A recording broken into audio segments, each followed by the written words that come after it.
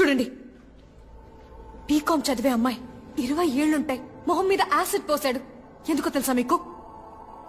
తన అబ్బాయిని లవ్ చేయటం కుదరదు అన్నందుకు. ఈ మొహం చూసేగా ప్రేమించుంటాడు. ఇదే మొహం మీద యాసిడ్ పోయడానికి వాడికి మనసులా వచ్చిందో. ఎందుకు అరేంజ్డ్ మ్యారేజ్ అని అడిగారు కదా?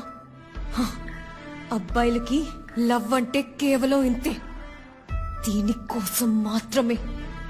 Love is totally lust. ఇప్పుడు దానికి దీనికి సిస్టర్, ఏదో ఉద్యోగం లేదు అన్నారు, సాయం చేశాను, దాంతో అయిపోయింది.